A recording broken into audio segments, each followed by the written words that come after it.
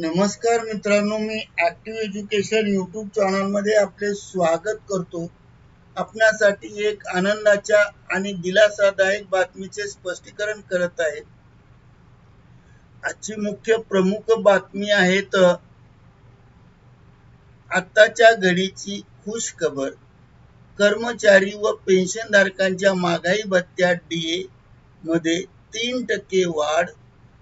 जाणून घ्या माहिती सविस्तर।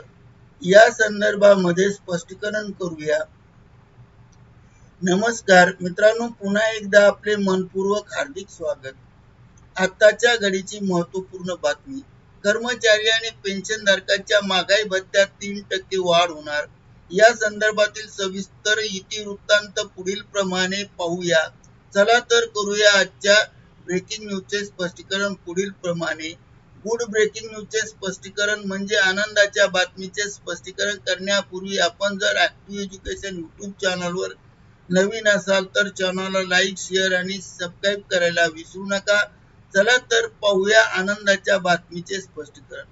कर्मचारी आणि पेन्शनधारकांसाठी आजची आताच्या घडीची सर्वात महत्त्वाची एक मोठी बातमी आपल्या समोर आली आहे।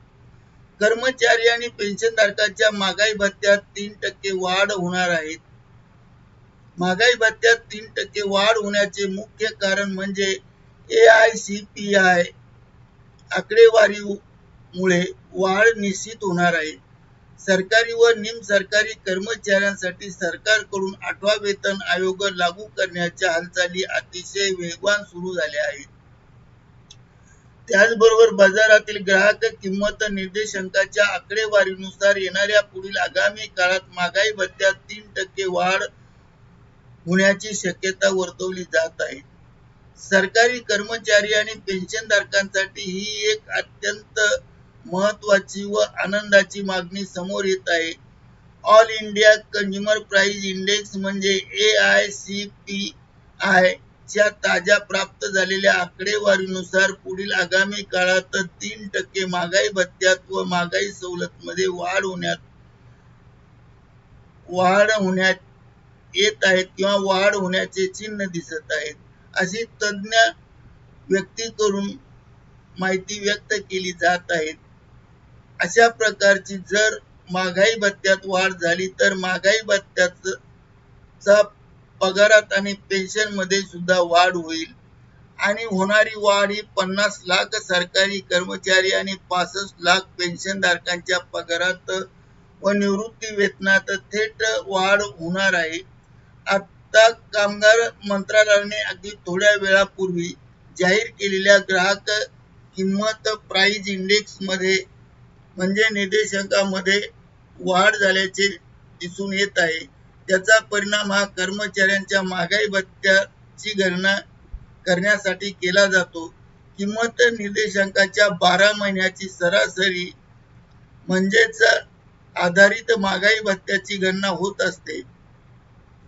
बाजारातील दिसून येणारी वाढती महागाई पाहिली असता निर्देशांकाच्या झालेल्या वाढीमुळे कर्मचाऱ्यांच्या आणि पेन्शनधारकांच्या महागाई भत्त्यात व महागाई सवलतीमध्ये जुलै 2026 पासून लागू होणारा महागाई भत्ता 3% वाढण्याचे स्पष्ट संकेत देण्यात येत आहे किंवा मिळत आहेत।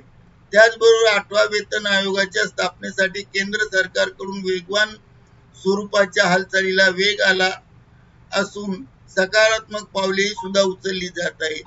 याच संदर्भात कर्मचारी संघटना आणि आयोग यांच्यात आताच पार पडलेल्या चर्चेवरून असे दिसते की कर्मचाऱ्यांच्या किमान वेतनात वाढ होणार आहे। त्याचबरोबर 8व्या वेतन आयोगातील फिटमेंट फॅक्टर मध्ये सुधारणा करण्याची मागणी वेगवेगळ्या स्तराकडून सरकारकडे प्राप्त झाली आहे। यामुळे आता कर्मचाऱ्यांच्या मूळ वेतनातही सुद्धा वाढ होणे अपेक्षित आहे। म्हणूनच त्यापूर्वी आगामी काळात येणाऱ्या काही महिन्यात 3% वाढ निश्चित असल्याचे मीडिया आणि तज्ञांचे म्हणणे आहे।